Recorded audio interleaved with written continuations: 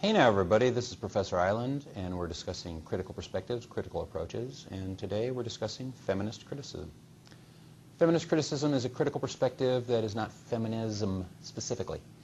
Feminist criticism is a critical perspective that essentially says that a work is often a depiction of the various status roles between men and women, and it is, like a cultural criticism, it is a response to the work from a feminist perspective, which means you need secondary sources that extol and explain the feminist perspective. Not somebody else's version of what the feminists believe, but what feminists actually believe. The idea is that prior to the 1970s, the vast majority of published work was written by men. It was edited by men, and it was published by men, and then, frankly, it was written for the sensibilities of men. Women squeaked through here and there with little works, very often because they had to publish anonymously, like the Bronte sisters, or they published under pseudonyms like George Sand and George Eliot, who were both women. And even works like Frankenstein by Mary Shelley was published anonymously. And the reason was because women were not taken seriously as writers.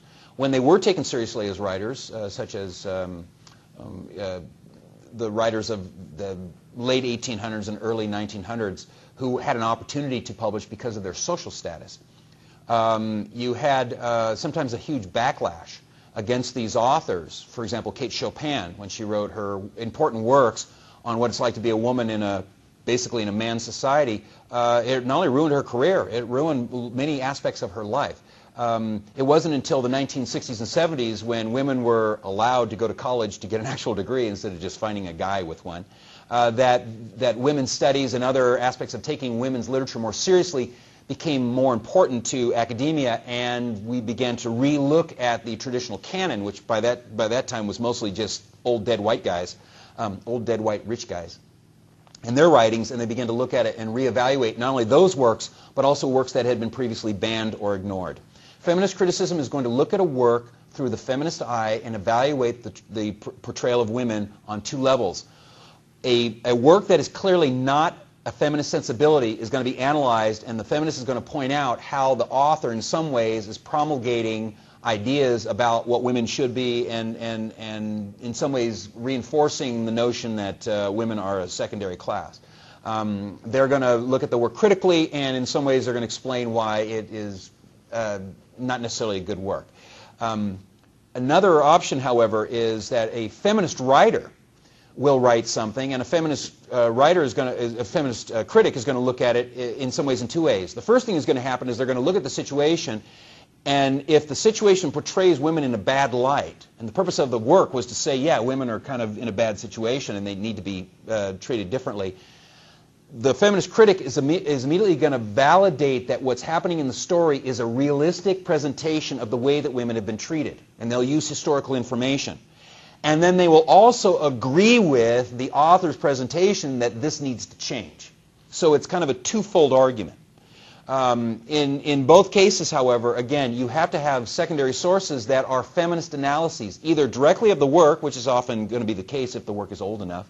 Certainly your Hemingway and Edgar Allan Poe and Emily Bronte and stuff like this, those people have been around long enough that they've had feminist criticism done specifically on their works. You just go into EBSCOhost or the Literature Resource Center, and you'll find all kinds of stuff. If you type in Bronte, the name of the work that you want to do, and then feminist, and then you're going to find all kinds of articles that are feminist analyses of that particular work.